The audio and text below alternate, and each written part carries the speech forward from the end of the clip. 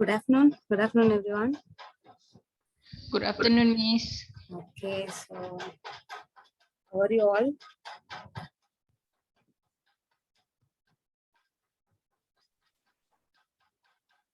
I hope everyone are fine.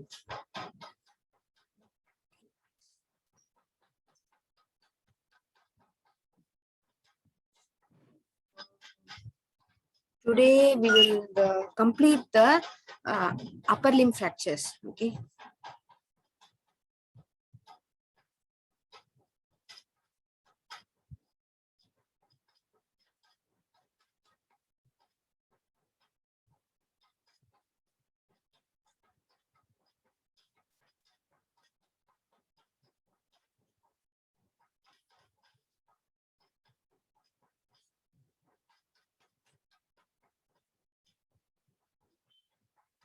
Okay. In the last class, like past 2 or 3 classes, we have completed upper limb fractures. Most of everything except metacarpal fractures. That is a small joint. Only we left out with Bennett's fracture and small MCP and IP joint fractures. Okay. So in this thing, we have covered clavicle. From clavicle fracture, we have seen shoulder dislocation and subluxation, and then once again, 1 minute.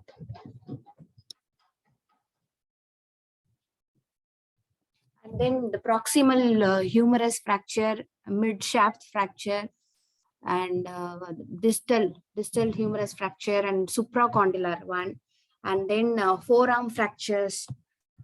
And in the distal radius, we have Colles and Smith's and Barton's fracture, and in the elbow joint dislocation, and the MCP specifically. When you talk about that, the MCP of the thumb is very important, and if any fractures, and one more thing, the scaphoid fracture, the carpal bones, you have scaphoid fracture, very commonest one. And then we talked about this MCP of thumb, because compared to other fractures, other MCP fractures, this one, this metacarpal thumb is a little different. The movement, everything is there, and the disability you have after getting MCP of the thumb fracture, you have more disabilities or more functional restrictions compared to other type of MCPs. So the rehabilitation part is also different compared to other MCPs. And then we have like for other small joints, the same, the rehabilitation process and everything is more or less, we have to observe what are the things we need to observe, what are the things we need to check. Everything is same, but we have some delays. Sometimes we need to take delays in starting passive movements, or sometimes we need to delay the active assistive movements, or it is decided by the patient's condition and type of fracture, and the mechanism, and then is there any other multiple fractures. For example, if a person is having multiple fractures, maybe both for one-sided upper limb and also lower limb fracture, means the weight bearing, everything is more, because more they need to give more weight bearing. For example, to stand up, if one leg is affected, means he need to put more weight on his upper limb. But he is already having upper limb fracture also, means we cannot give weight bearing as tolerated, because it is there actually weakness in the lower limb.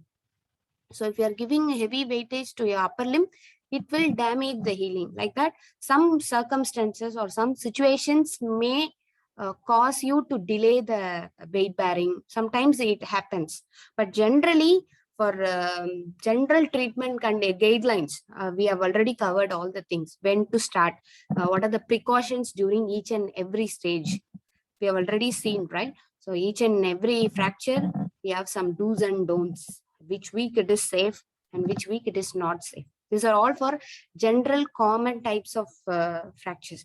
Sometimes, that's why I told you, some circumstances may need some guidance from your general physician, or maybe orthopedic surgeons, or you need to discuss with your multidisciplinary team.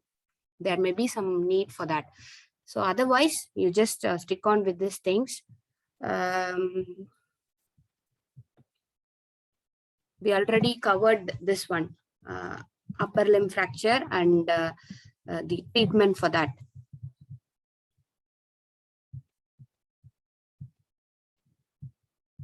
And then this Colles fracture. This is very common in females, like after menopause. This osteoporotic fracture, one of the commonest osteoporotic fracture. Okay,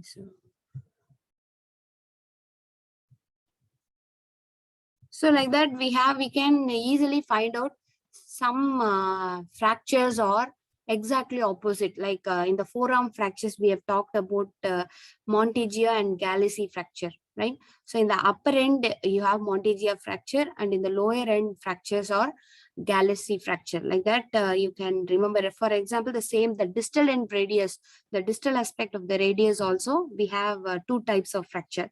One is Colles, another one is Smith's fracture. Okay, so the maybe the backward displacement of the distal end, we call it Colles fracture, and exactly opposite, the forward displacement of the distal end, we call it Smith's fracture.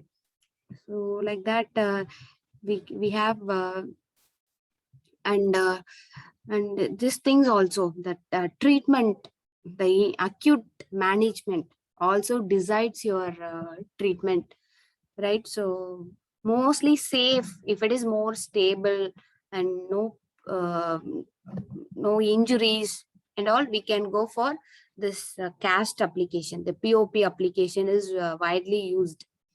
Okay, no displaced or minimally displaced and very stable fractures, we can follow this cast immobilization. And sometimes we go for surgeries also according to the displacement. Sometimes it's a very crushed one or more complex fractures and all, you need to go for open reduction and internal fixation. And more extensive soft tissue injuries, if you have that kind of thing, you can go for external fixations. Or sometimes it's very small joints, the fracture in the very small segments and all, you can go for percutaneous K wires, small rods, small needle fixation. This kind of things, it can be varied. Sometimes the patient, the orthopedic surgeon's preference also would be there. Sometimes they use some standard, they feel that it is safe. Sometimes they use that way also. It varies, it's decided by multiple factors, we cannot say. But nowadays, because of to reduce the timing of immobilization, most of the surgeons prefer this surgeries are easy and standard and safe. Very nowadays, very rarely surgeons go for POP application, or very rarely they go for that. Otherwise, they simply do internal fixations, open reduction and everything. So this is a below elbow plaster cast. You need to know when we have to go for below elbow plaster cast and above elbow.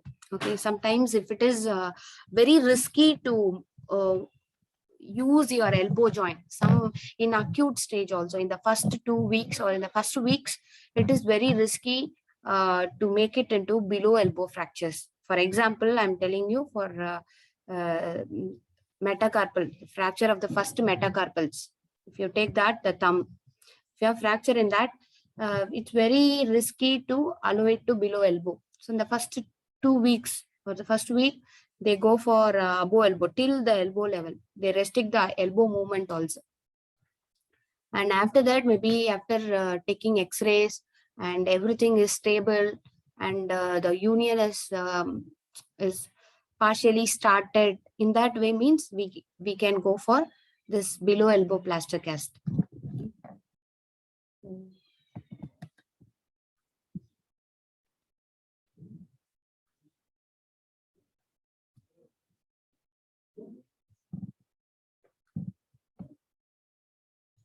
So 6 weeks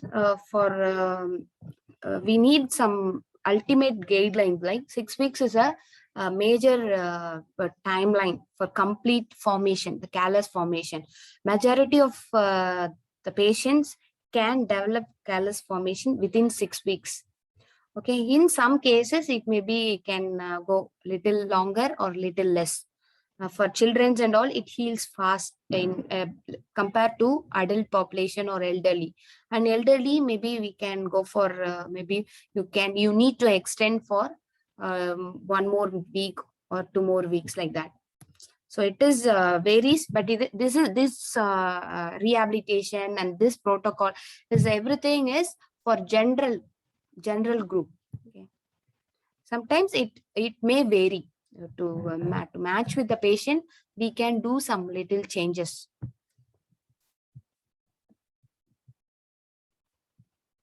And this bone graft is, if there is so much of bone loss and the bone is too weak in that thing, and there is a problem in the mineralization of some chemicals, mineralization of calcium or phosphorus. In that situation, you need to go for bone grafting. More osteoporotic conditions and more bone loss is there, means you need to have some bone grafting.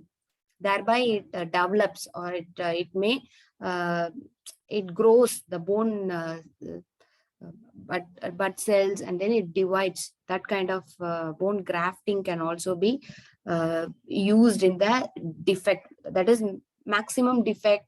Or sometimes it looks like it delays the healing. Sometimes the bone loss is so severe that it takes longer time to heal.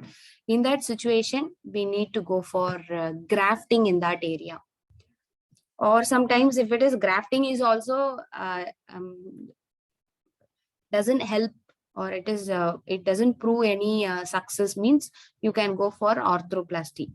Okay, implant fixations, maybe one-sided implants or bilateral, both sides you can use bone grafting.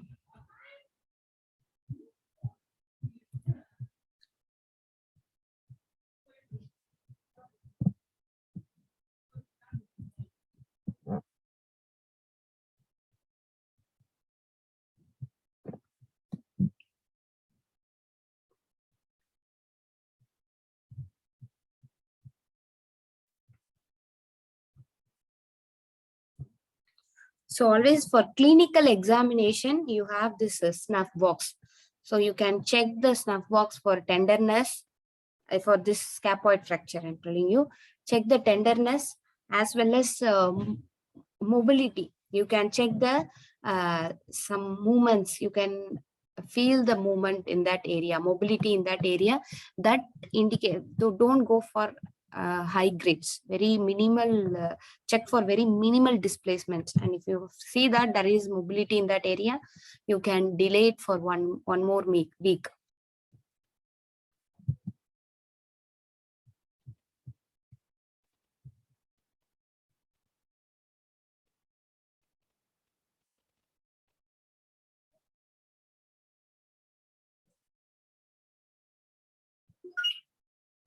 So one more thing is for this distal fractures, small joint fractures, it may we need to be very specific about the time in which you start the exercise. If you start it early, or if you go for a little delay, means it causes so much of problems.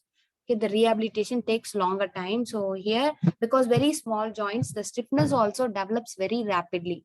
So you won't be like you can't go leisurely in this areas.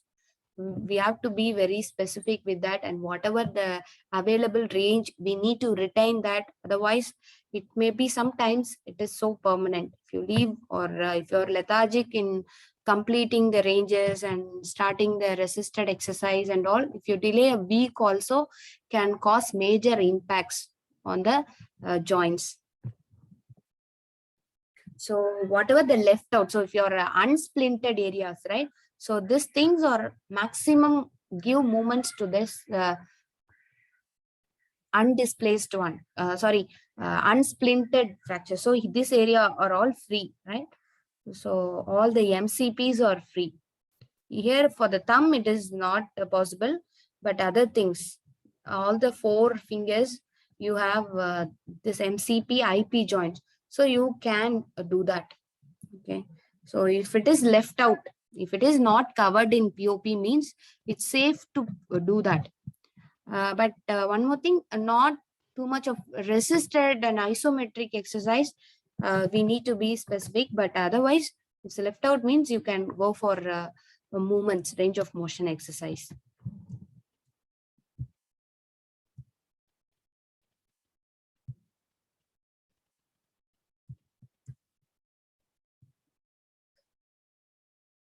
This is like a fracture of the first metacarpal. We are separately treating it because I told you, right? So the thumb is little bit different. So rehabilitation, everything is different compared to other MCP fractures. So this one is like intra-articular. If it is involved with the articular surfaces, the joint surface is also involved, means it is there is a greater chance for dislocation or subluxation of CMC joint.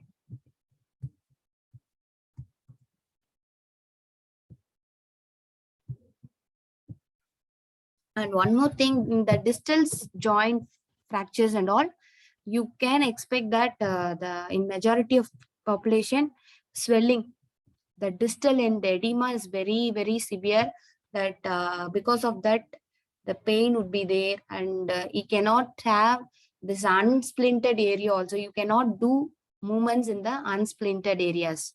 So that is the problem. So always remind them to do all the movements to reduce edema. From the day in which it is safe to practice, you have to be careful with that movements.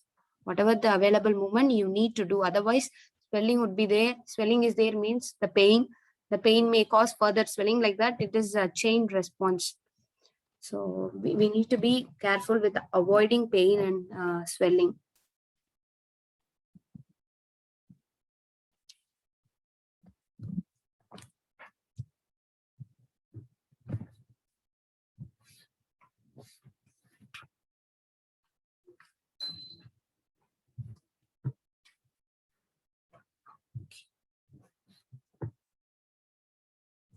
So this one, thumb splints. It's widely used for this type of fractures.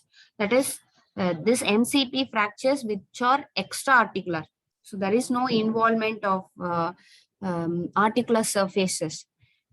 And it is undisplaced, means you can go safely for this type of splints. And one more thing is, if it is intra-articular, means why it is very important, means there is a greater chance for subluxation. Maybe it involves the joint surface. It may cause this subluxation or dislocation.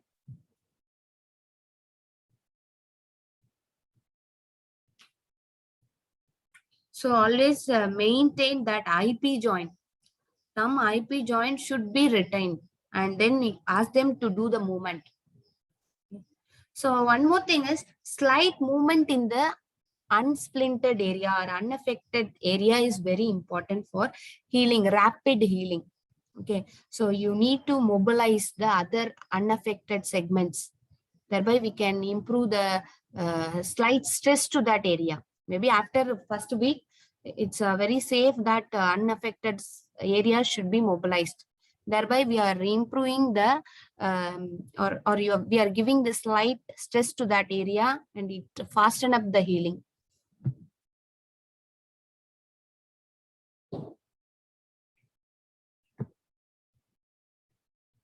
Okay, so now we are going to talk about for this scaphoid and Bennett fracture.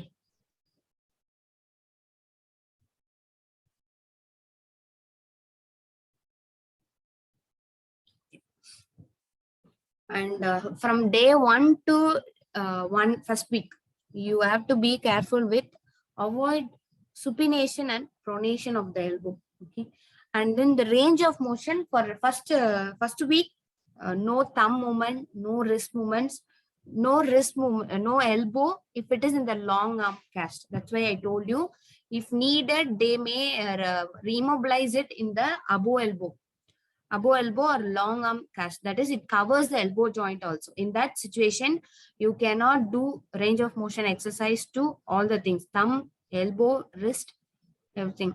And then digits, whatever the left out digits, right? We have seen that the MCPs of the digits, you can start the gentle active range of motion exercises to the digits. Whatever the left out digits, you can follow it. And then shoulder. There is some chances that it may go for stiffness, shoulder joint stiffness also. There is a greater possibility for that. So what we can do is shoulder gentle active and active assistive exercises. Whatever is available, you need to give it in a gentle way. It shouldn't be too forceful, or it shouldn't be like away. It should be complete, but in a gentle way. And then the muscle strength, if you talk about that, so range of motion exercise itself, it's impossible means thumb, wrist, elbow, everything, no strengthening exercises. Shoulder, you can go for isometrics, only isometrics to deltoid, biceps, and triceps. Okay, so here no strengthening, no range of motion exercises. Only thing is the MCP, IP joints of the left out digits. That is the only thing. And then shoulder, gentle, active, and active assistive range of motion.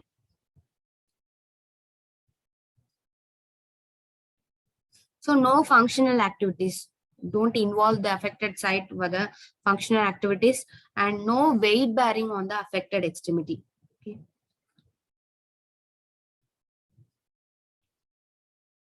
This is for day 1 to first week.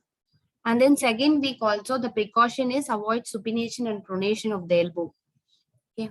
And then here also, no the same, no thumb, wrist, and elbow if it is in the long arm. Maybe after second week, they may go for short arm cast. If it is so, you leave that range of motion exercise to all the joints that is mentioned.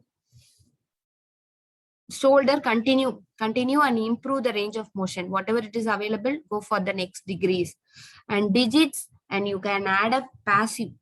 Okay, so in here in the digits, you can use only gentle active range of motion exercises. Maybe in the second week, you can go for passive also. And muscle strength also same. No strengthening exercise to thumb, wrist, and elbow. And the other other thing, you can isometrics to the continue the isometrics, but you can go for the peak contraction, maybe little higher. You can increase the isometrics to the next level. And then no involvement of functional activities, or also for weight bearing. And 4th to 6th week.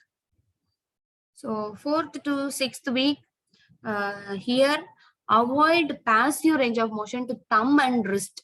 Okay, so other than that, everything is no issue, but no range of motion, the passive range of motion exercise to wrist and thumb area. Okay, so that is a precaution you need to do. And range of motion. For range of motion exercise, so wrist and thumb, you can go for gentle active range of motion to the wrist, and it's no passive, right? So you can go for gentle active range of motion exercises to the wrist and thumb in flexion, extension, and thumb opposition. These are the allowed range of motions: flexion, extension, and opposition. You can try, because the opposition is the most affected one in this type of fractures. Okay, so start as early as possible. Thumb opposition, you can start early. An elbow, you can have like a gentle range of motion in flexion and extension. So if short arm cast is removed only, it is more stable, means we can go for removal of short arm cast also. Otherwise, a little bit careful with that. And elbow is also no supination and pronation. Here also no supination and pronation, only allowed movements or active range of motion, gentle active range of motion in flexion and extension. Okay, digits here the active and passive, and shoulder also you can add it, active and passive range of motion exercises in the 4th to 6th week. Okay, the muscle strength, you can go for isotonic exercises in flexion. Okay. And then shoulder abduction, adduction, extension. You can improve the strength in these areas. So elbow isotonic exercises in flexion and shoulder extension, abduction and adduction movements. And you can use your affected side also. If in the self-care and dressing activities, you can involve the affected extremity. And then weight bearing. When you talk about weight bearing, no weight bearing on the affected. Still, it's not safe. After that, in the 8th to 12th week, so 8th to 12th week, we can like avoid heavy lifting. So like 5 kg or more than that. If you're having that intention, just ask them to be clear cut about avoiding this type of heavy lifting activities. And the cast is removed after 12 weeks. Most commonly, we can have removal of cast after 12 weeks. That is after confirmation, after radiological and clinical confirmation, you can remove it. In most of the cases, we can remove it after 12th week. And you can start that range of motion exercises, what all the things, IMCP, IP, and range of motion to wrist and digits. And if it is open reduction and internal fixation means you can go for active, assistive, and passive. So the wrist and thumb. Here, this is the time that we need to maximize the full range of motion. So in that affected part, that is the wrist and thumb also, you can go for all the active, assistive, and passive range of motion. But it should be for open reduction and internal fixation. So wrist strengthening can be started after 12th week. Okay, so after 12 weeks, you can start active and resisted exercises to long flexors and extensors of the thumb and wrist. And other supinatas, pronatas, all the things, all the resistive exercises you can go into. And involved extremity should be used for self-care and ADLs. And weight bearing is also allowed after 12th week. Okay, so don't go for like maybe the gradual progression of weightlifting is recommended. Suddenly, if he is like 50 grams or 100 grams, if he lifted, and be 2 days later, if he's lifting without any progression or graduality in that thing, immediately after 2 days, if he lifts 5 kg or 3 kg, means that is a problem. That may disturbs the healing, as well as it may sometimes it may produce unnecessary restrictions and inflammatory problems. So we need to be careful with that graduality, or the progression should be like gentle and more gradual manner. Okay, and then 12th to 16th week, precautions none, and all the things, all the active, assistive, passive, and resisted to progressive PRE to the wrist, and so everything is so same. So 12th to 16th week, this is a protocol. And complication, if it is abnormal or if it is not properly mobilized, means you may have this post-traumatic arthritis and malunion.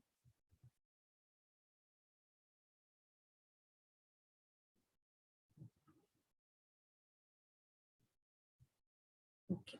So next one is if this one will cover for all the remaining metacarpal and IP fractures, we need to, I'm mentioning only one fracture, but for other IP joints and MCPs also, you can follow the same. Okay, so most commonly a boxes fracture. This is very common whenever they go for punching and all. Some high forces may cause fifth metacarpal fracture. This is very common. Fifth metacarpal is the most common one. So we are discussing about the very common one, and some rare cases you can have, but the rehabilitation is more or less same for other fractures also. You can follow this things. Whenever it covers that area, we can go with the same protocol.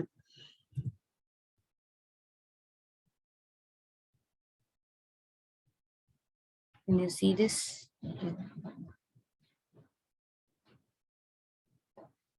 There is some discontinuity, and it is displaced also.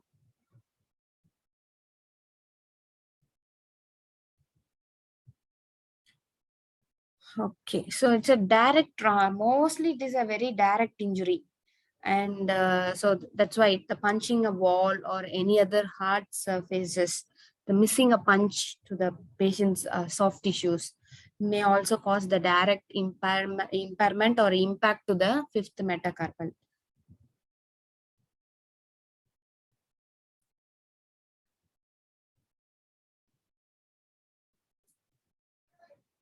So the distal fragment is mostly either displaced or it angulates also. Here also you can see some angulation is there, but it is an AP view. That's why it is not clear. In the lateral views, you can find out easily that there is a displacement or angulation would be there. And one more thing is the prominence also. That MCP prominence, whenever we have that, whenever you flex your MCPs, you have some prominency, right? That thing is lost. You can check that way also.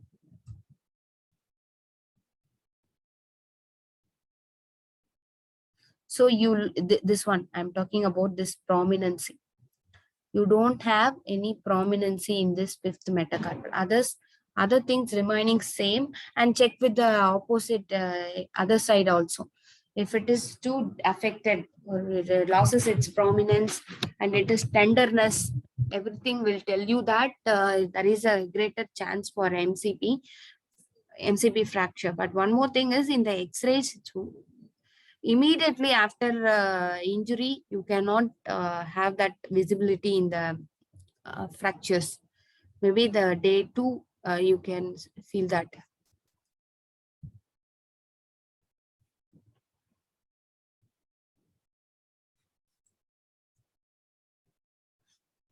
Okay, it's a pain and local swelling and some abnormality in the symmetry. These are all the most common diagnostic factors we have. And bruising, sometimes there is a discoloration and local tenderness also in that aspect. The patient won't be cooperative with palpating or touching the site.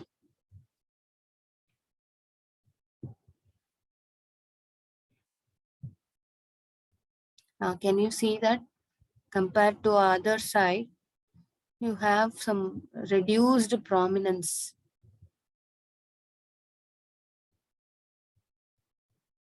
So this lateral border, that it loses its contour.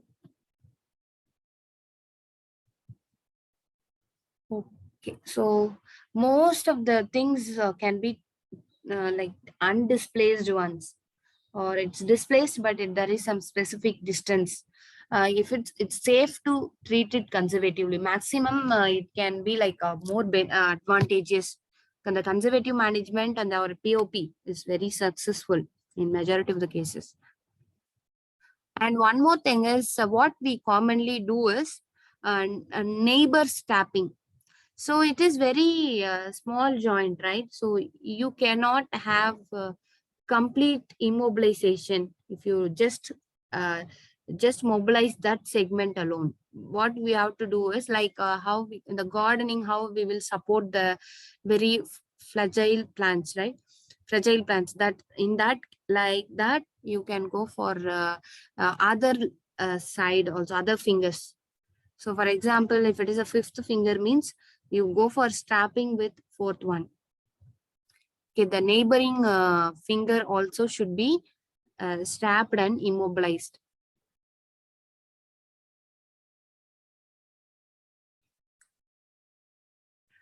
And then you need to inform them about some cosmetic deformity. That's why that hypothenar and thenar wasting, this muscle wasting looks very awkward.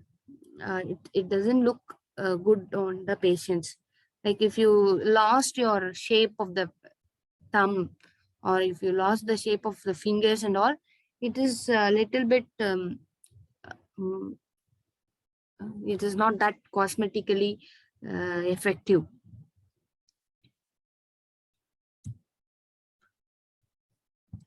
So what is this immobilization position? Is like you can use all our hand splint, but what is the thing means flexion at the MCP and IP joints. Flexion is 10 to 15 degree for IP, and for MCP it is 70 degree. Okay. This is actually one of the functional position also. In this position, you can manage, you can produce most of your daily activities.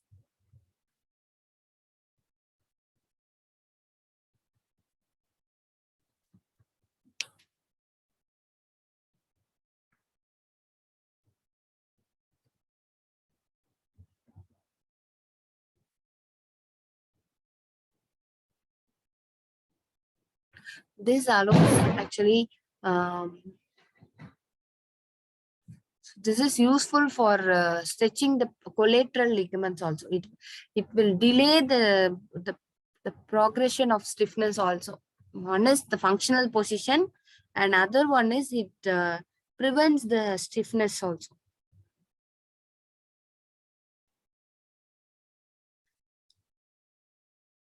So if it is the multiple metacarpals or rapid or more rotation or angulation at the fracture site is there, means you can go for manipulation with or without internal fixations. Okay. So for this other MCPs, we are going to talk about no passive ranges and non-splinted digits. If it is unaffected, one is you can follow active range of motion, and isometric exercise can be proceeded for non-splinted fingers, but no involvement of extremities in daily living activities, and no weight bearing. And on the second week, it's also same, no passive movements to that affected side. And if it is rigid fixation, that is ORIF, open reduction internal fixation, you can start in the second week itself, you can start active range of motion exercises to the affected digit. And you've already, we started the non-splinted digits like active exercise, active, active assistive, passive also you can start. So in the day 1 to first week, you have only active range of motion of two non-splinted digits. But here you have active, active assistive, and passive range of motion exercise to the non-splinted digits. And other things are isometric, same like the day first week, you have this isometrics to intrinsic muscles of non-splinted digits.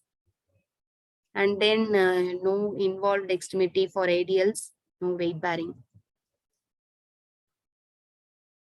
And then 4th to 6th week also no passive. Okay, strictly no to passive movements. And you can go for full active range of motion to wrist and all digits. Whatever it is available, you can start active ranges. And supination, pronation, and active ulnar and radial. So the wrist movement should be full, and you can go for touch the barriers also. And muscle strength here you can do for gentle ball squeezing and this kind of glay exercises, putty exercises, you can go for that. And improve power grip. So you can go for power grips also. And all the abduction and adduction resisted exercise to the digits, the spreading the fingers and then closing it. This kind of separating the one finger from other and then joining it. Also, you can freely do with resistance also. You can give some resistive exercises to that abduction and adduction movement.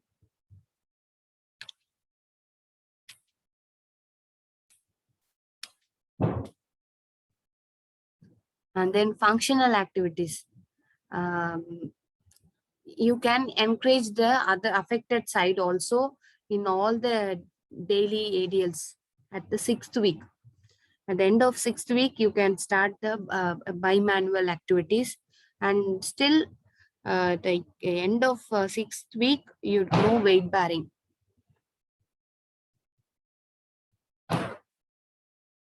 After that, the same, more or less same, and you can go for progression.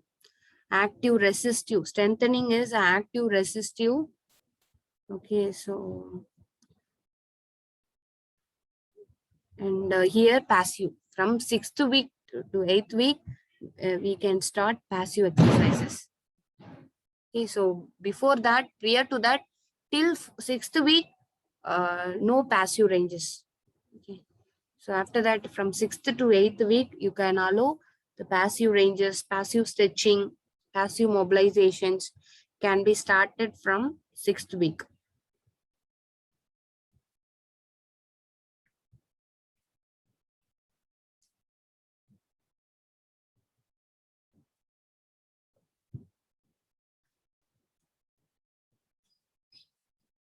Then 8th to 12th week.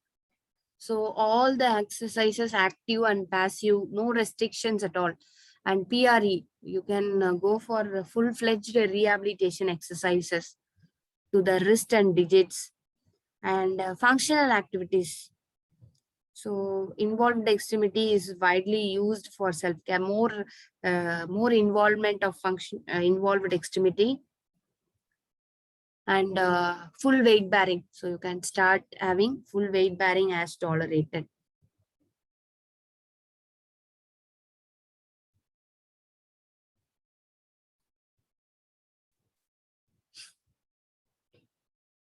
This is K-wires to fix it. And complications in this type of fractures are stiffness, mainly because it's a very small joint, right? So stiffness would be there. Sometimes if you delay it or because of some other reason, if you are immobilized it for a few more weeks means it may go for stiffness. And one more thing is malunion. Maybe if you're in the middle of the weeks, if you won't check for any angulation or any displacements and all, and you leave without proper examination, you may have malunion also. These are the two complications you have. Okay, so this is for upper limb fractures. We have completed the upper limb fractures.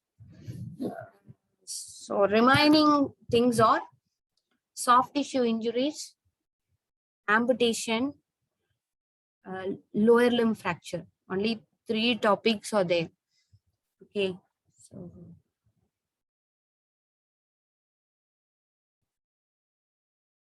and one more thing, you check your assignments and complete the assignment also in time and inform your friends also related to this assignment completion. Okay, just make sure that you're completed on time.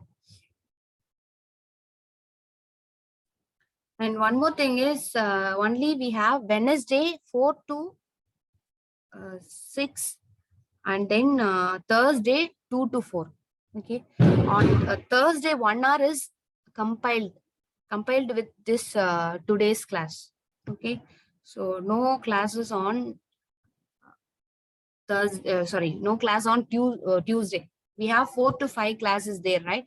So that 1 hour is I added up in the today's class. Always Wednesday and Thursday. And tomorrow we don't have class. Okay, so for that maybe I need to have replacement class on next week, right? So what is your availability when you are all free? Maybe like Friday, is it possible? Next week, Friday, or Monday, Tuesday also okay. For this tomorrow's class, I need to have replacement on next week, right? So Monday, Tuesday, or Friday. That is also after 2. Is there any availability? Please check with your timetable and please inform me. Okay.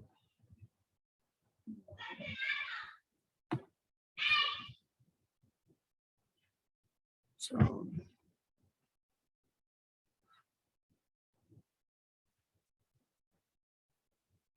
I already gave this thing called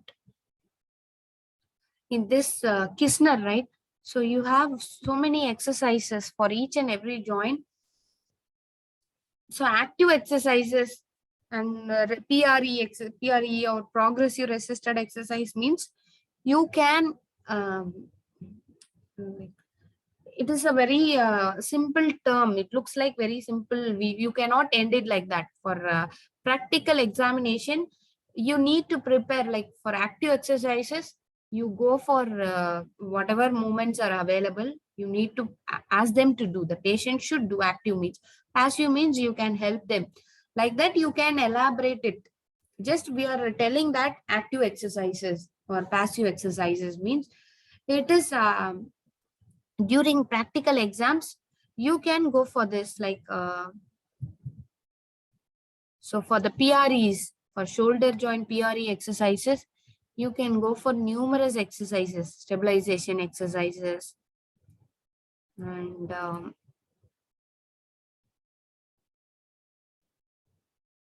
dynamic strengthening. For PRE, I am telling you like shoulder shrug, full elevation, this kind of things. That is like the last rehabilitation stage, that is less protection phase where we can go for more rehabilitative exercises.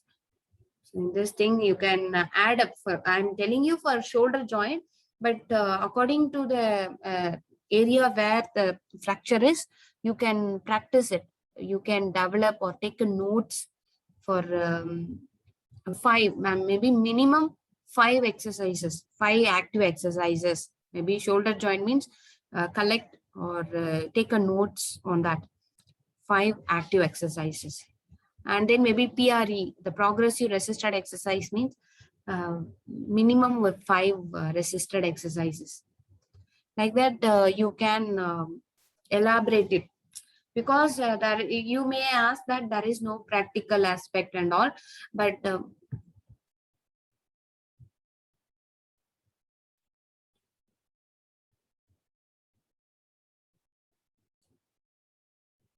I think there is no answer.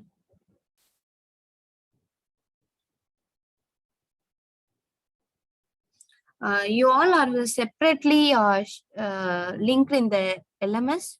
Am I right? Yes, Miss. Oh, R11 is separate from. Okay. Okay, then no issues. I will upload it in that separate link. Okay. I thought that everyone are in the same LMS link. Okay, I will check it again. Okay, no problem. Thank you for informing me. Okay, Miss. So this kind of make it like always use these books.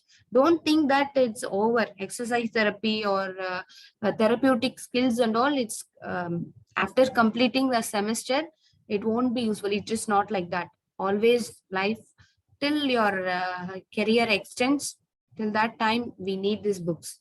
Okay, so use it and check the response. After each and every exercise, check the response of the people. Sometimes very new exercises on day 3 means they feel that it's more relaxed, more painless, means you can continue it and make a trial. But make sure that any 3 or any 4 new exercises, if you are adding, means make it till 3 sessions. After that only you can check the real improvements. Okay.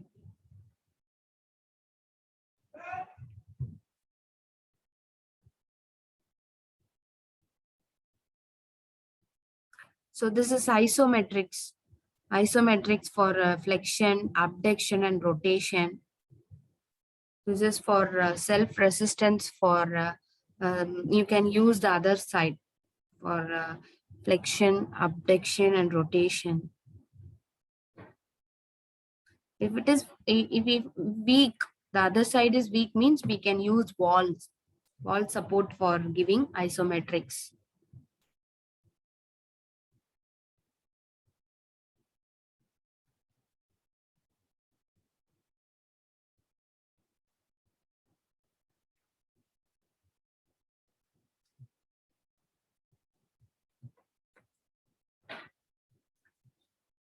So we all know that in initial period of starting the resisted exercise, it's a manual.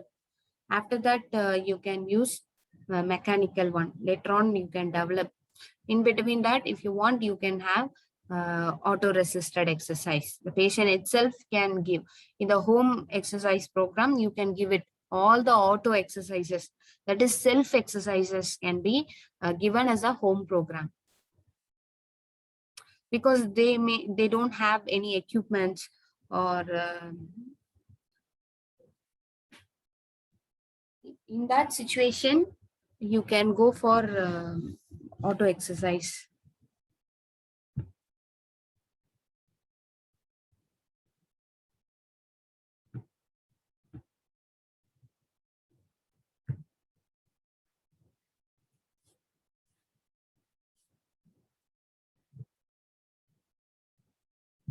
So this is a progression also. You can add it up during practical sessions. You can give it like for shoulder function, how to progress, how to improve the that is gradual one. I told you, right? So it is not like lifting a 50 grams and then the 2 days later lifting 5 kg or 7 kg. It is not the advisable one. The progression should be gradual. So you can use this also for gradual improvement. We can incorporate this kind of advices.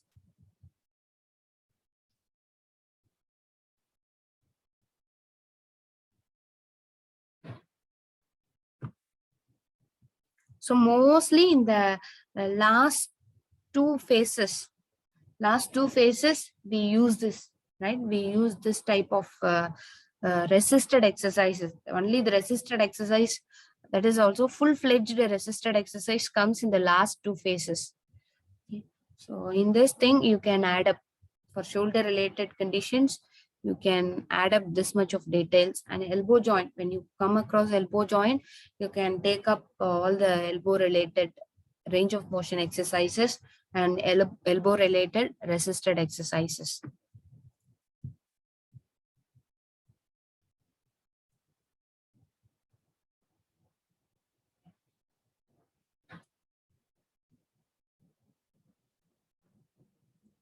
And this one, band exercises.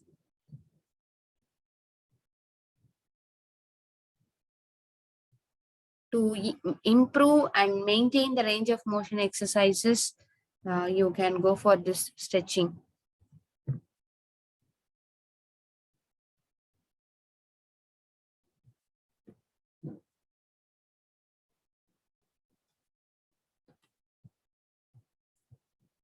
When we need to start means whenever it is mentioned as start the passive exercises.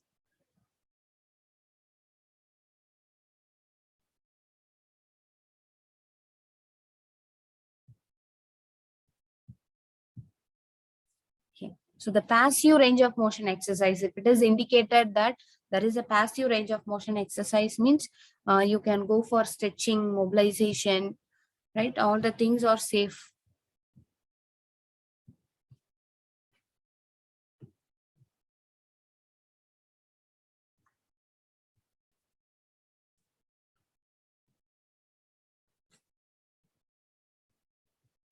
The self-stretching is also one of the passive one,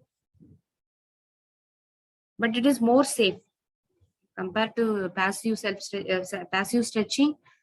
Self-stretching is because the pain tolerance is there, so they know that, they find it easy for us to follow also.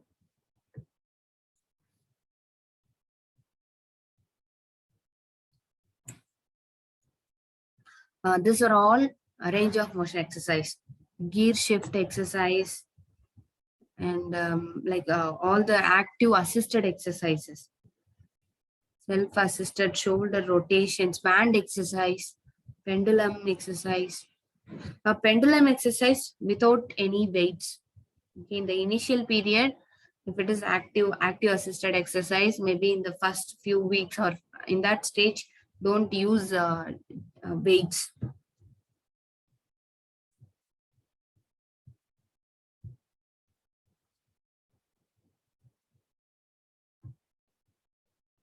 So here there is a separate for fracture. We have separate thing for that. Once again.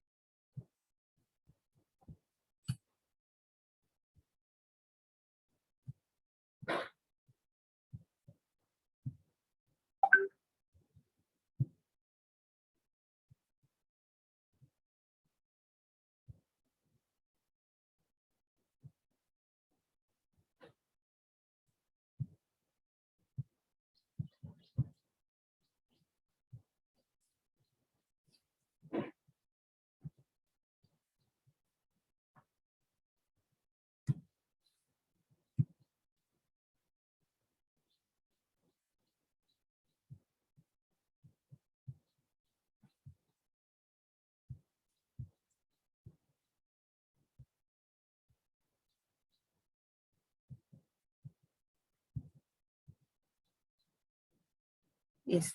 This exercise can also be added up, like the joint hypomobility. There is a reduced movement, means these are also added up in the phase where it is mentioned that it is active, means fully active ranges. Active assisted means you can incorporate that, or only passive. The passive exercise is okay, means you can go for these types.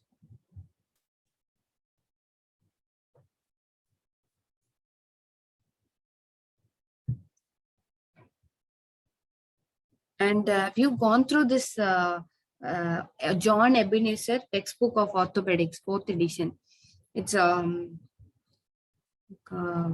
very useful and interesting book also. Just go through it. Okay, so if you go as injuries of the shoulder, sorry, injuries around the shoulder, all the fractures and all the injuries related to that, and important points like mechanism of injury and everything, with sometimes if it's so confusing, we have pictures also. And mnemonics also, they added up so many mnemonics for remembering things which you may have great chance to forget.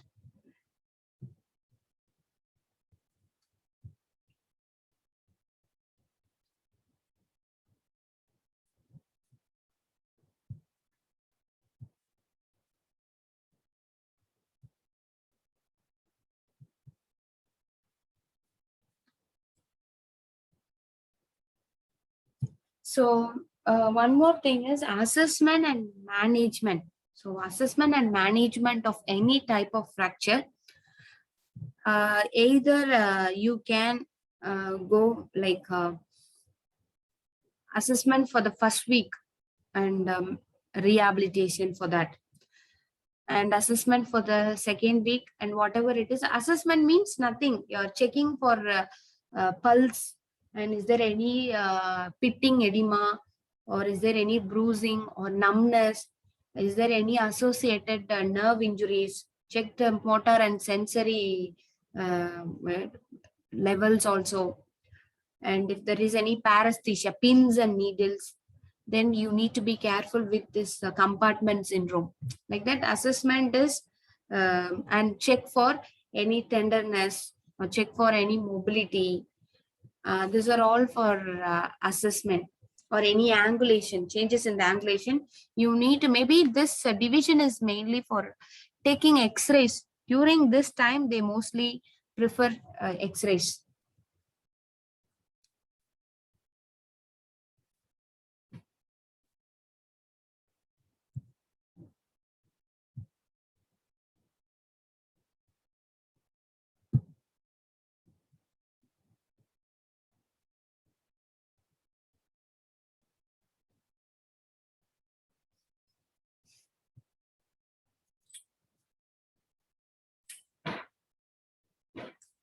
Okay, maybe if you want, we'll have maybe 10 minutes break, and then we will start lower limb fractures.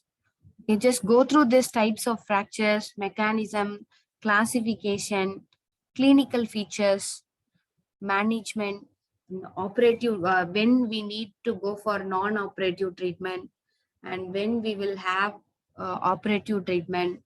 Okay. So after after conservative management, what is the rehabilitation? What is the level of rehabilitation? And for operative one, what is the improvement, or what is the rehabilitation things you need to know? These are all the compiled one for all the upper limb fractures. But what you have to understand is the complications are different for each and every fracture. The complications are different, and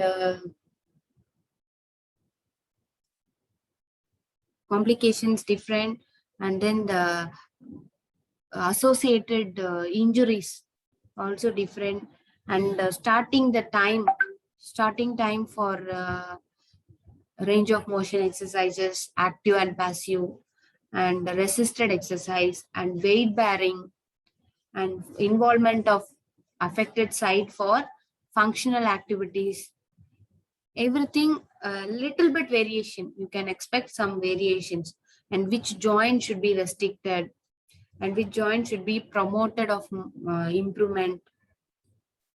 You just go through this all this mechanism of injury, clinical features, and the management part. Everything is so clear in John Ebenezer. And management part, I already told you when to start the active, when to start the passive, and when to start active assistive or active resistive. Like that means you can collect it from Kisner, from for each and every concepts, right? So for each and every joint, you have a number of exercises, right? So many exercises are available in Kisner. So you can add up in that segment, and it's useful for us as a clinical thing. You can make it up as a notes for each and every joint. Whatever I told you in that thing, you can draw a diagram, stick diagram, or whatever it is, to improve the range, to improve the active range, and improve the passive. Passive means you can go for stretching and mobilizations, grades. Everything should be added up, and it may be like it looks easy for us. During exam time, you won't have big struggle. Just go through that, and you can write your exams. Okay, we'll have 10 minutes break.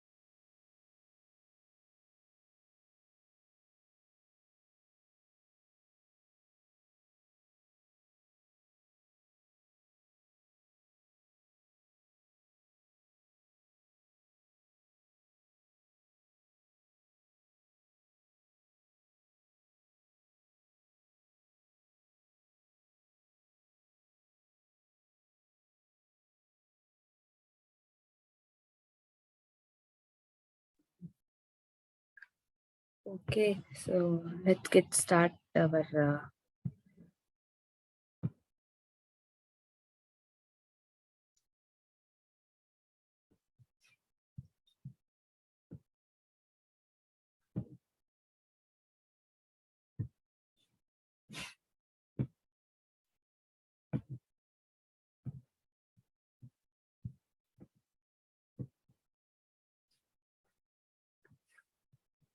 okay. So let's complete maybe one or two topics. That's it, and we will end the session. Okay, Miss. Thank you. So lower limb fractures and dislocation. So we'll cover first thing is femur fractures. Very common in the old age people. This leads to 85% of death in old age people. This neck fracture, the femur neck fractures causes this. Maybe there are various reasons. There is a lack of balance control, and maybe sometimes the high uh, and vision loss, or sometimes the blurred vision, or some environmental obstacles. So many things may cause the fall in the elderly groups, but this is very common reason for death in the elderly after 70 plus. So here, what are the things we are going to see is the mechanism of injury. The first thing is what is the cause or the pattern of injury, and the clinical presentation. So what is the deformity, and is there any pain? And more or less all the fractures are the same type of symptoms and signs. So the clinical presentation and classification of fracture, it is also very important. So each and every, like whether it is displaced, it may go for one group or type. Or if it is articular structures also involved, means maybe it goes like that. We have different classifications. Maybe if it is the grade, the final grade is all types of crushed or complex fractures, that is the segments are more than four segments. In that case, it is very complicated and risky type of fractures. And then the radiological findings, so which stage it is healing, and whether there is a visible callus formation, and like that you can support your treatment with radiological findings and its complications of fracture. So each and every fracture has some complication, because the bone, the hardest one is getting fractured or segmented. Means you can think about the other structures around it. Okay, so this is a base. Actually, the bone is a base or foundation, and around which we have different soft tissues and neurovascular structures. Everything is there. So if there is any break in that, or is there any displacement, may cause some kind of other injuries to this structures also. So the complications of fractures and joint dislocation. These are the very important components we are going to talk about. And then a treatment option. Okay, what are the various treatment options for the lower limb fracture and joint dislocation, and rehabilitation also. We are covering rehabilitation is also, because it is not that important in this segment, but I'm giving you a more additional information. So the first thing is the femoral neck fracture.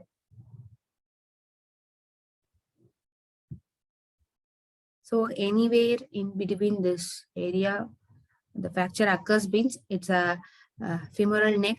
If it is close to this area, it is a high end fracture or intracapsular. Okay, and if it is little bit low line neck fracture, it is mostly extracapsular one.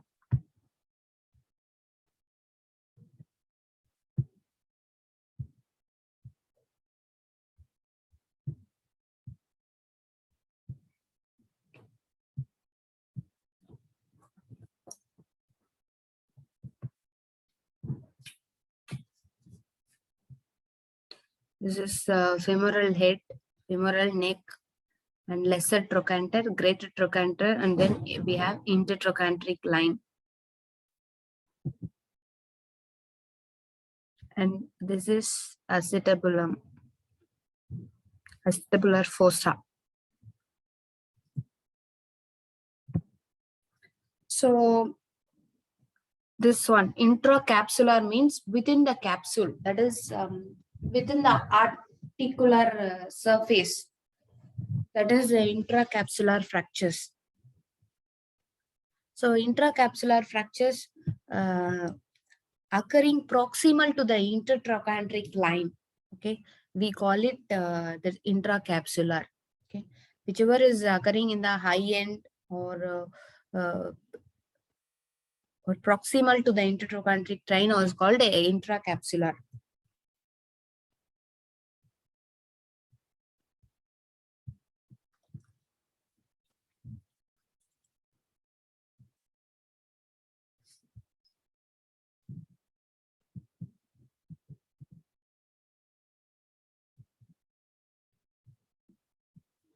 Okay, so extracapsular.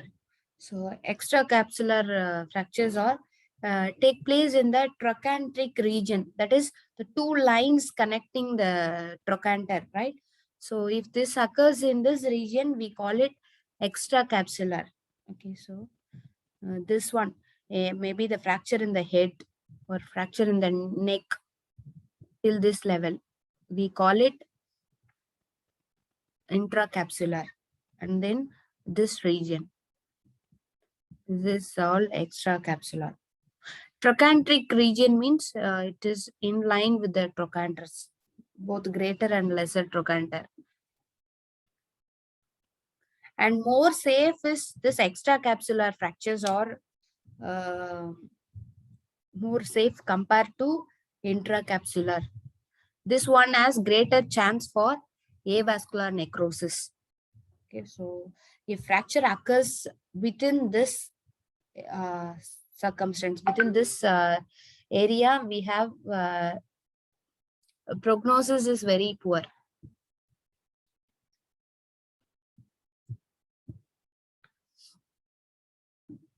So most of the intracapsular as well as extracapsular fractures require operative treatment. We need to do operative management because it's a little bit very complicated area, and if you're applying POP also, it is not that stable.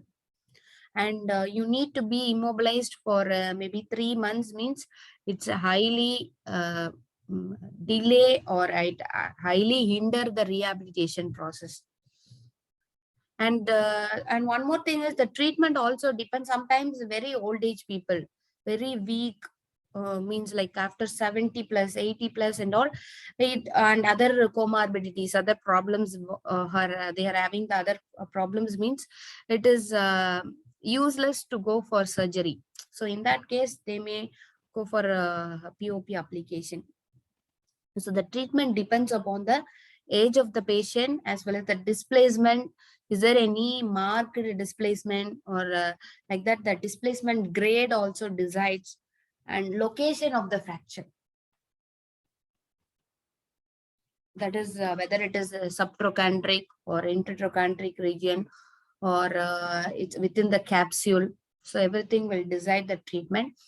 And in general, I already told you extracapsular has a rich blood supply. Okay, so because of the rich blood supply and all, it heals in a better way. And you have like whatever management it is, it heals in a nice, how to say, it's better compared to intracapsular ones. And mostly it won't, that's why I told you, because of that avascular necrosis of neck of fracture, it won't unite that easily. And we often require some kind of implants.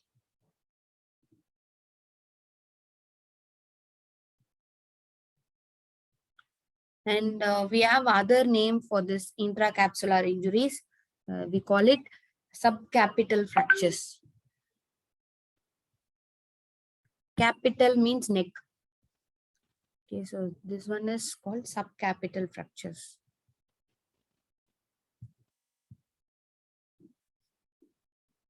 And this is the anatomical the blood supply. The picture that depicts the you all know that is it goes from distal to proximal.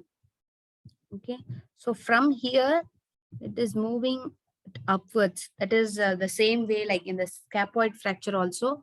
I have told you that if any arterial arrangement is such a way that it moves from distal to proximal, means if any rupture or any cut in the segments, it delays the healing because of lack of blood supply. Here also the same thing. Everything is ascending.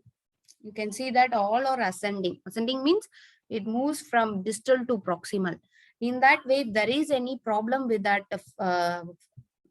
in this area, you may have like how the proximal pole of scaphoid is very risky in healing. In the same way, the neck and head of femur fractures also can be like 90% ends up in avascular necrosis.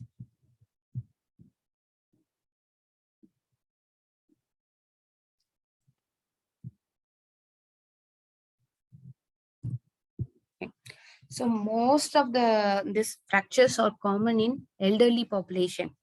So they're like 77 years for women and 72 years for men. The average age of occurrence. And then because of osteoporotic problems are common in women, 80% occur in women, the female gender.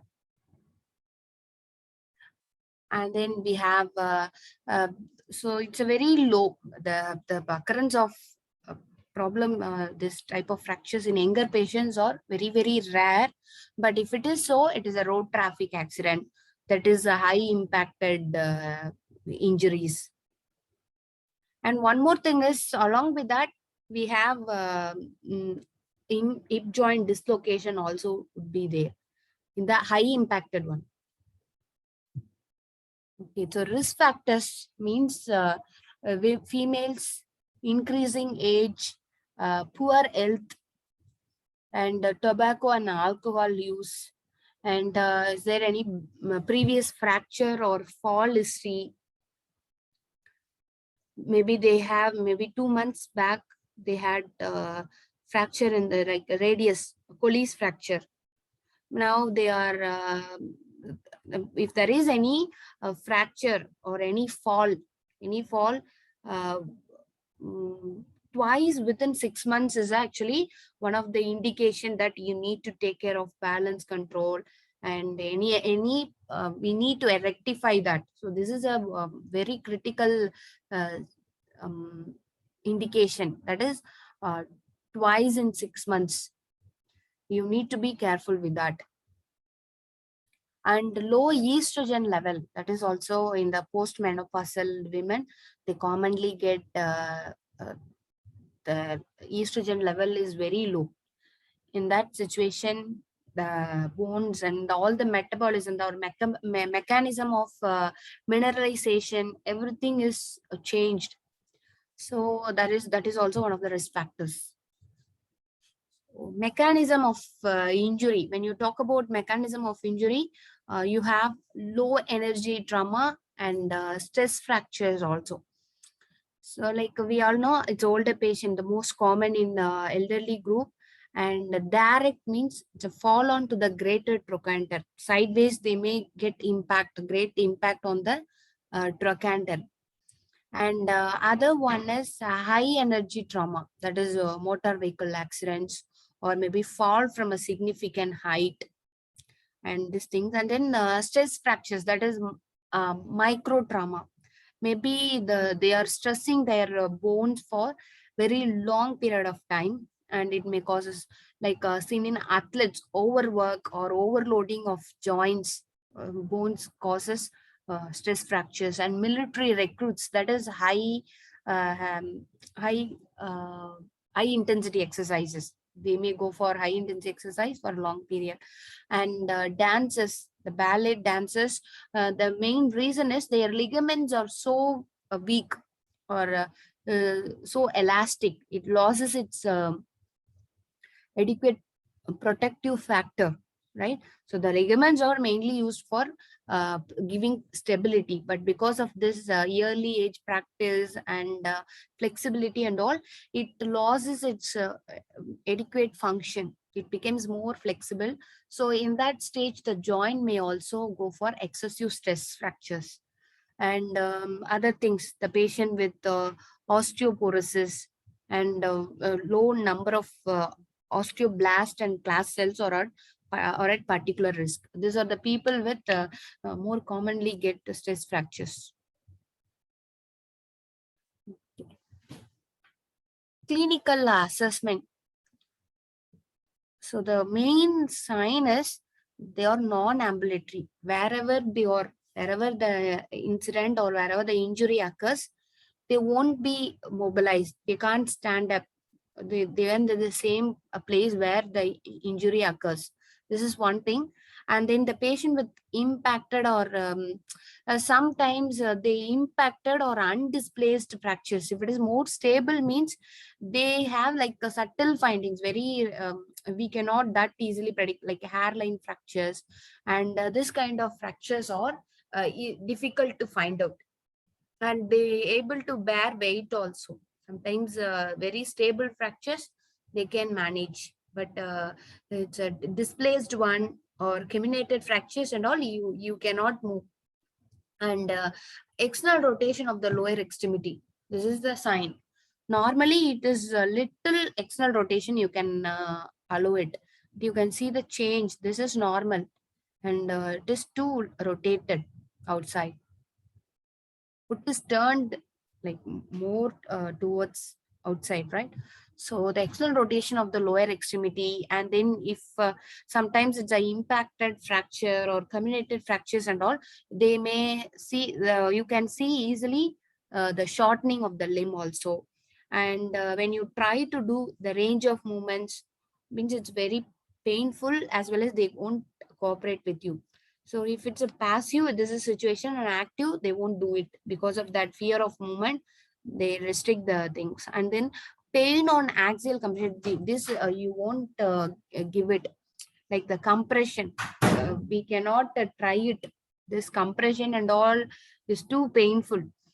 So you can see that in the first few things itself, and abnormality, any bony prominences, or the GT, the location of GT, when you see the symmetry on both sides, you can see some variations.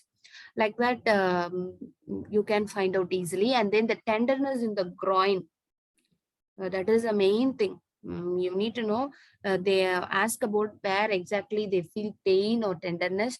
So this groin area is the where point where they feel pain. This is you can see that there is a shortness of the limb also. It's shortened and then it's more externally rotated. And then we have some radiological findings. So when you take it, so this is clinical examination. Now we are coming to radiological views.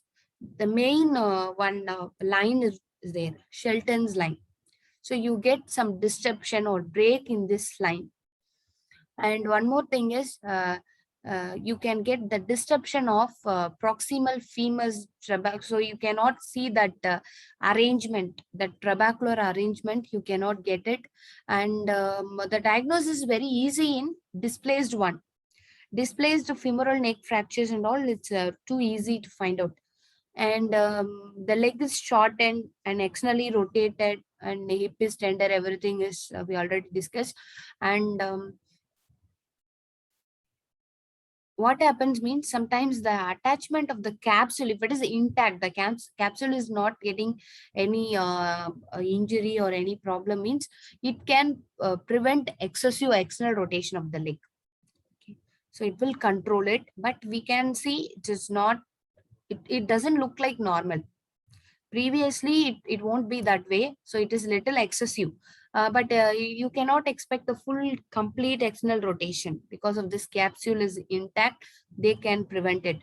And greater trochanter is also, that's why I told you, check the symmetry of greater trochanter. So it is somewhat elevated, and all the movements are painful, or it's the patient's response is more of apprehension. Okay, this is actually Shenton's line. You can see that it is covering femoral shaft, femoral neck, and then the acetabular fossa notch, and then you have superior pubic ramus. This is what we call it, normal Shenton's line. So if there is any problem with that, there is a break in this line.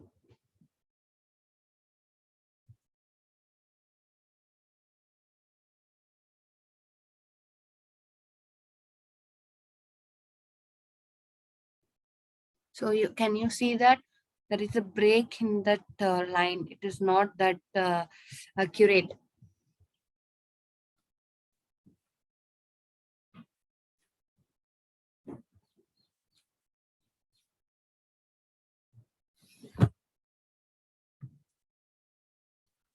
Okay, now we have classification. The classification of femur and neck, Gordon's classification. We have 4 stages.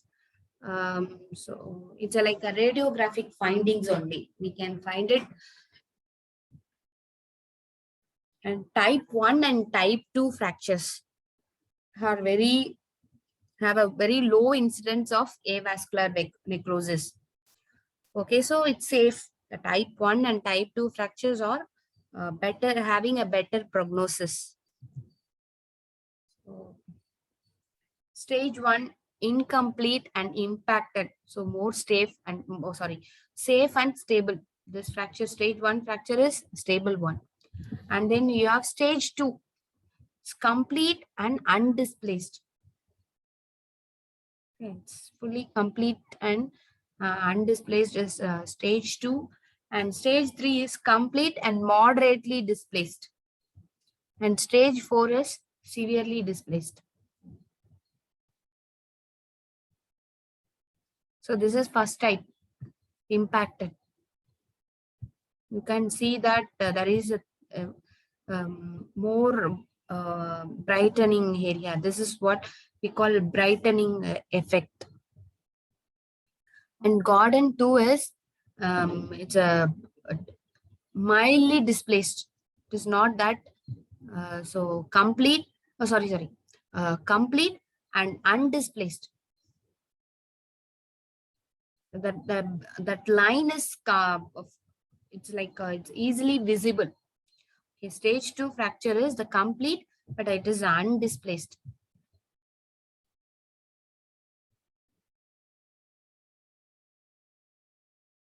This is a moderately displaced one, and this is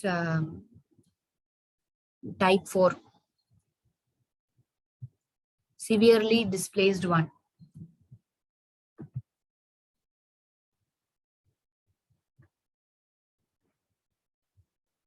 So anatomical classification. So if you talk about this anatomical classification, we can have subcapital, basal, and transcervical. So these are the pattern of neck fracture. So subcapital means that is the femur head and neck, that is subcapital.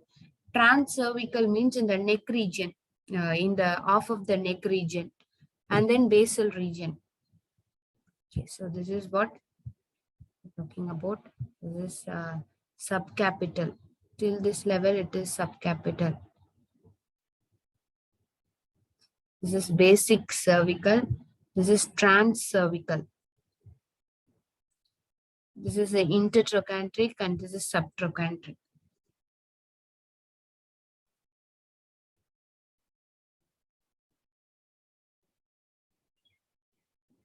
So base of the neck, if you have, that is called basic cervical.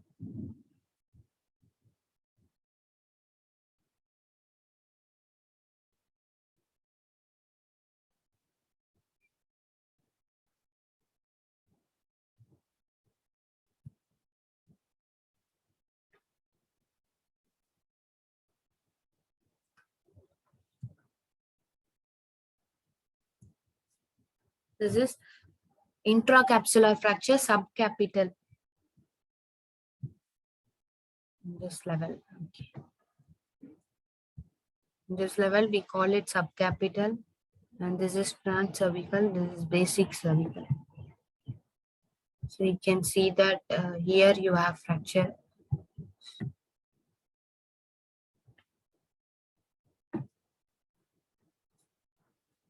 Can you see that this is intertrochanteric?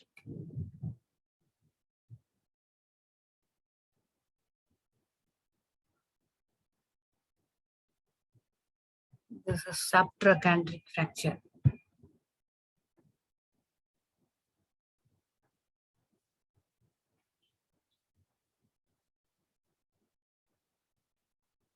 And then we have complications. This one, avascular necrosis, non-union, and other bedridden. Because of that immobilization, you have other complications. That is bed sores, stiffness. Okay, the main complaint is the pressure sores or bed sores. Because of 3 months, just imagine for 3 months you are immobilized. The impact of the soft tissues and everything is weak. Skin loses its elasticity, and it doesn't get enough nutrition. So because of that, so many things, the bed sores also the major problem. And treatment. And okay, so depend on the age of the patient. Okay, so the patient's health and fracture stages and duration, the treatment also varies. So like all the other fractures, we need to do open reduction or closed reduction and then internal fixation. Okay, sometimes it is minimally displaced, means we can go for external reduction. Okay, closed reduction. Closed reduction, that is going to do traction, some manipulation and all, and we can correct it and then fixing the screws. And so always to prevent that long-term complications, we can go for this ORIF. And that's why I told you the non-operative. When we go for non-operative means poor health, that is they are unfit for surgery. So if you do surgery, it may complicate the process, or it is more risky for the patient to be like more of negative side to that surgery, means we reject them. We don't go for surgery in these cases.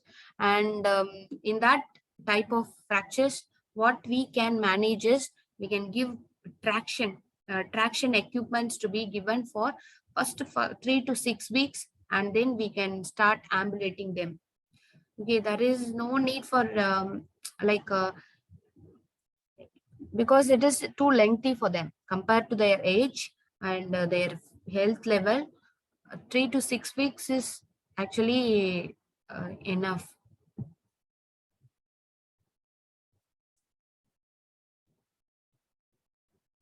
And most of the young age people, or if they are fit for surgery and all, we go for this pre-operative management. So young age group with the impacted fractures.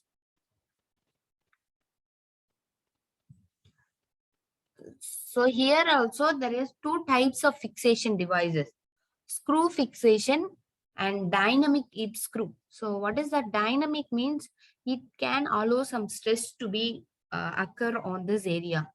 So dynamic hip screw is stress sharing device, and screw fixations. Screw fixations are strictly stress shielding device.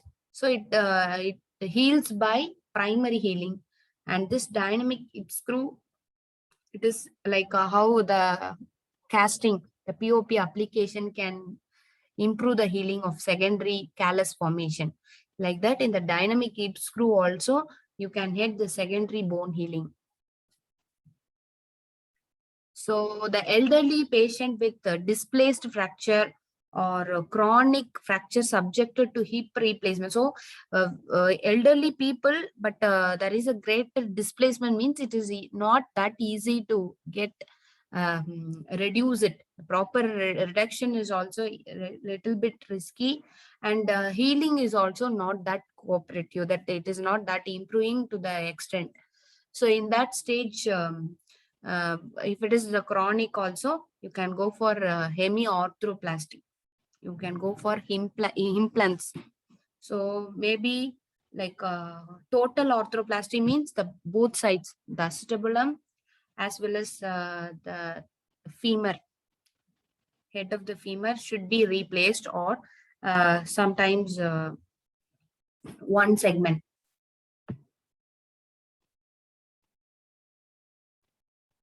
So internal fixation for femur neck of like this one, the screws I told you, right? The screws or hold fractured bone in place. So this is screw holding in this one.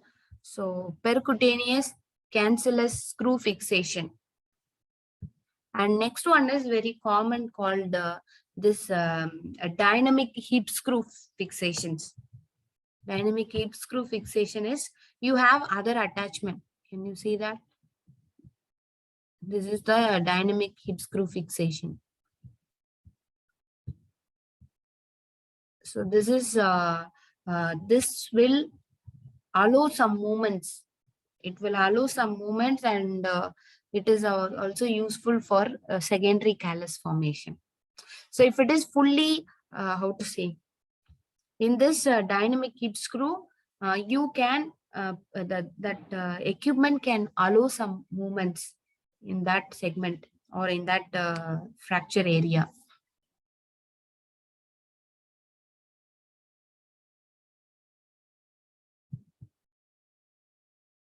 So this kind of very weak bone and all, it is a very, it is not that satisfactory in healing. In that case, it's a hemi replacement, and this one is total hip replacement.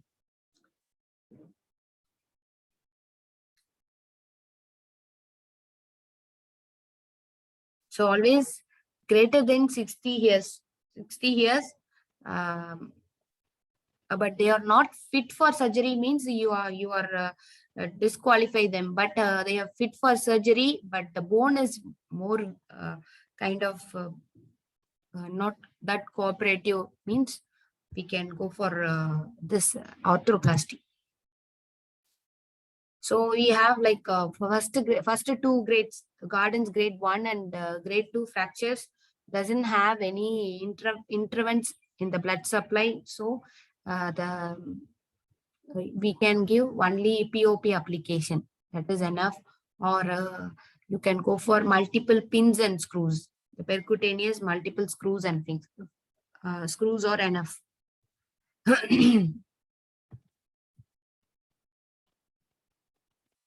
So majority we go for surgery only. Sorry.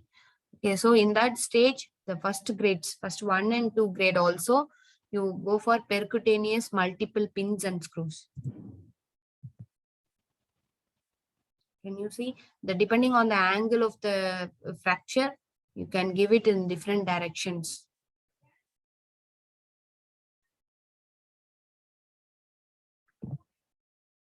So the grade 3 and 4. So the grade 3 and 4, it disturbs the blood supply in 30 to 50%. Okay. So in that case, we can go for hemiarthroplasty in the elderly, and children and young adults means you can go for closed and open reduction. This is total hip arthroplasty.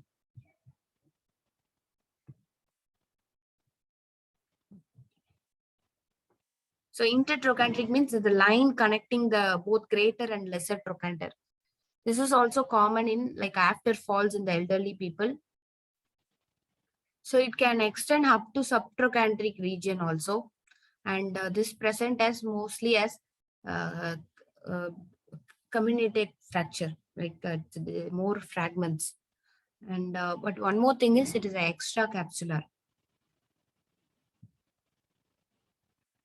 So the 90% of these fractures are because of fall, and maybe direct fall on the side, that is the impact on the greater trochanter.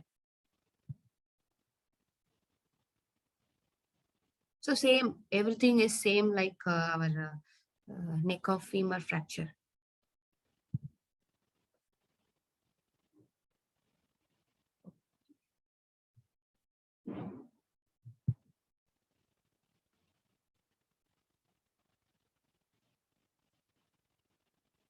Can you see that this line, this intertrochanteric line is getting disrupted?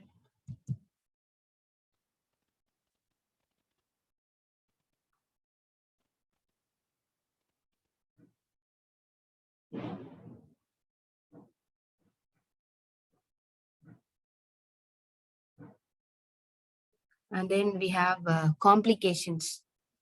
So the complications are malunion of the fracture, the failure in fixation or displacement of screws or angulation, and other general complications due to prolonged bedridden stage.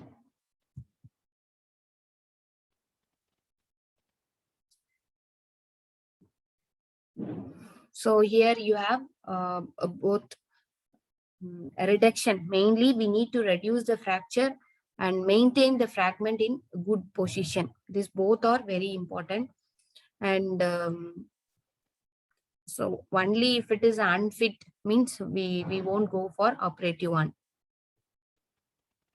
So for that thing, you can go for skeletal traction for 3 to 6 weeks. And application of skin traction in Thomas splint. Either which one is convenient, you can go for that. So here also you have one more thing called dynamic hip screw. That is a very unique one that is available only for hip joint. They designed only this kind of dynamic hip screws to allow the movement, because it's a more common as well as more complicated and risky type of fracture in the femur. So that's why they designed this specially for hip joint. So this one, this kind of screws. Along with that, we have some plates.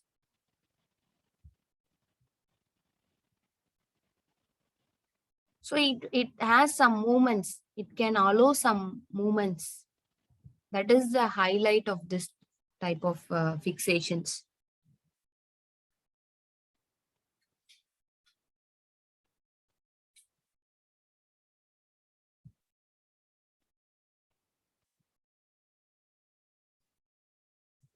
This is intramedullary nailing, intramedullary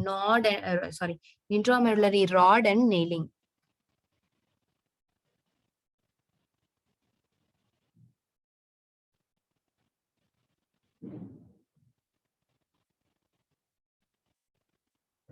Okay, so we'll discuss about this treatment, the physiotherapy management on next next Wednesday at the same time. And we have a replacement class for tomorrow's replacement class is on. You will check and tell me, okay? Okay, Miss. Okay, Monday, Tuesday, and Friday. Friday also 11 to 1. I can't be available. I think I have class.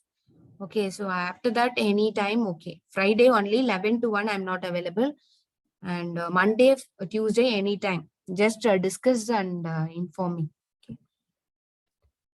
Happy Diwali, ma, everyone, and have a great weekend. Okay, bye. Thank you all. Let's wind up. Thank you, Miss. Happy Diwali. Thank you. Thank you so much.